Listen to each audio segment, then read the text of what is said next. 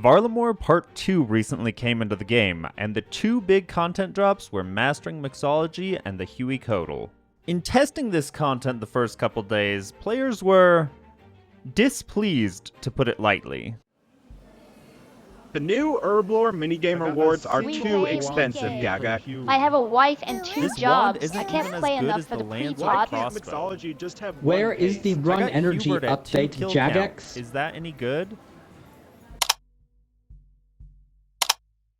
Because of all of the community concerns, Jagex didn't wait until the usual update day and deployed a hotfix. This hotfix had some very nice changes for both Mastering Mixology and the Hueycoatl.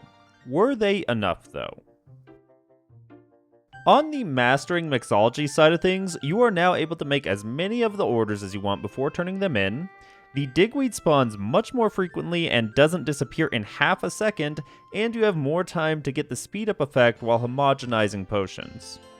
With these new changes, it is fairly easy to average over 80,000 experience per hour, and it is much easier to focus on the type of point you want. Before, I felt like I was struggling to get enough lie, but that is not a concern any longer. Next week will be even better because the hopper will store 3,000 of each paste and the rewards are going to cost less. So right now, I think the minigame is perfect. I've seen some calls saying there should be only one type of paste so you don't have to balance the three. But that, to me, is part of the fun. I'm not just mindlessly making potions. There are some decisions to be made, and you're rewarded for deciding quickly. None of the rewards seem too expensive either, except for the pre-pot device. But I think the pre-pot device is so expensive so it keeps value for people that want to do this as a money-making activity. So maybe that's okay. I'm still torn on it though. However, and here, come in closer. I say this as a maxed player. I fully understand not everyone that wants to do this minigame is maxed or even has a very high herblore level. And I recognize that 86 herblore for the highest potion here is a bit difficult to achieve. And if you don't have those higher levels, you are going to unfairly struggle with balancing your points. So what's the solution here? Do we dumb down the minigame and make it one type of paste with higher levels getting more points? Do we say skill levels have no meaning and allow players to make all types of potions starting from level 60? I say nay to both of these ideas at least. My suggestion stems from something that's already present in the minigame. When you deliver an incorrect potion, you are awarded 10 points instead of 30. I think all potions should be unlocked from the start. But if you turn in a potion that is a higher level than your level, you should only get 20 points instead of 30. This should alleviate some of the lower level stresses on getting lie points, but still leave value in getting your herblore level up. In addition to this, I think the highest level potion, the Lip Lac Liquor, should be at level 80 instead of 86. As it stands though, Mastering Mixology is in a great place. It has powerful rewards and they aren't at ridiculous costs. I've seen quite a few suggestions to lower the price of Aldarium. Aldarium makes 2 ridiculously good potions. It could maybe see something like a 10% reduction, but nothing too wild. The prayer enhances give you double the prayer points per inventory slot, and the goading potion is a huge slayer buff. Not just a quality of life, a buff. Taking a glance at the new agility course, it didn't get hotfixed, but this week the analyze prices are being cut in half. This thing is like 6 clicks a minute, it is super relaxed and a decent source of stamina potions. In addition, it's got the most caked out graceful, so I think it's in a good place and will see its fair bit of use.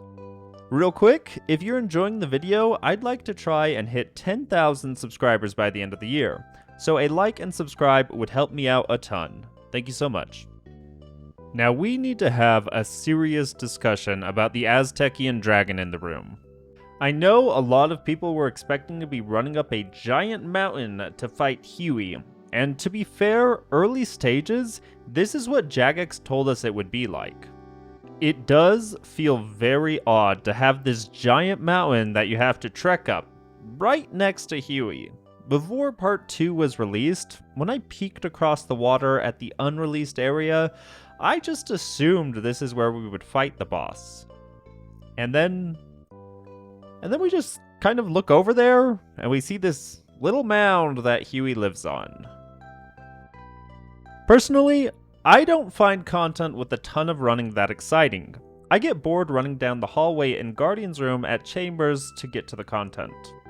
I actually really like the Huey boss fight. The fact that you can join random people or easily create your own instance is great. Being able to bank whenever you want without slowing down the team or asking for bank breaks like you do in Nex feels pretty fantastic. None of the mechanics are too crazy, and it teaches a core part of OSRS movement that isn't communicated very well, in that you can actually skip over a lot of the mechanics in the game by running over them.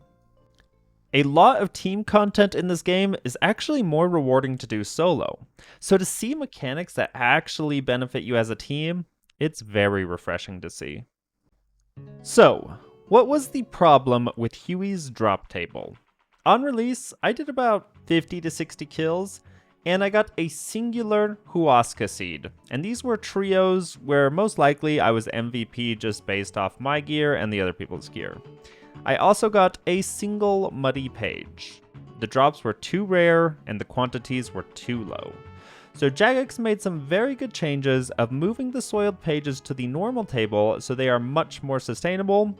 They removed a couple of the troll drops, like those darn Guam seeds, and they upped the quantities of the other drops. I am now over 100 kill count, and I still just have that one seed. But it's important to remember that just because your luck can be bad, doesn't mean the drop rates in general are bad. Now that we have the wiki rates, we can see that Huasca seeds are a 1 out of 33 drop. When they drop, as a team you usually see around 20, and it's split based off of your damage. So, in 100 kills, you should get around 20 seeds in a trio. With how powerful prayer enhances are, this seems pretty fair. This does not excuse the absurdity of the rest of Huey's drop table. Let's look at Huey's new range armor. This is aimed at mid-game players and is slightly better than that of the God Dragonhide. By slightly better, I mean the Vambraces have the exact same stats, the legs have 1 higher prayer bonus and 2 higher mage defense, the body has 2 higher prayer bonus and 6 higher mage defense, the coif, well, who even wears coifs? Well, if you're an Iron Man that does clues, you're gonna get that coif and Vambraces and you're gonna like them. Between the Eclipse set, Crystal Armor, and Armadillo Armor, there wasn't a lot of room for a new mid-game Dragonhide set. But it's fine. If I can get something around God Dragonhide level fairly easily to risk in the wilderness, that's not a bad item. God Dragonhide will still be useful for its alliance protection in the God Wars dungeon. Is what I would like to say, but the wiki has a single hide at the rate of 1 out of 70. That means in trios I should see 1 hide every 210 kills. I'm pretty geared up, and a trio takes me 3 to 3.5 minutes. Let's be generous and say 3 minutes. That's over 10 hours per hide. Not per Dragonhide piece, per hide. You need 3 hides for the body, 2 hides for the legs, 2 hides for the coif, and a singular hide for the Vambraces. That's 8 hides per set. You are out of your mind if you think this set is worth 80 hours. Huey is a very fun boss fight. It's nice to have some interesting team mechanics in it. The seeds are rare, but fair. The Dragonhides are stupid as stupid gets. Honestly, the Tome of Earth is fine. It's in line with the other tomes. The Dragon Hunter wand is probably fine as well, but it could either use a small stat buff, or it could be a bit more common. It's got use at mid-level steel and iron dragons, but that's about it. I would like to see the fight start a bit quicker. It feels odd that you can go down, bank, re-enter, and still be at the bottom of the mountain ready to go before the people that stayed up are teleported down.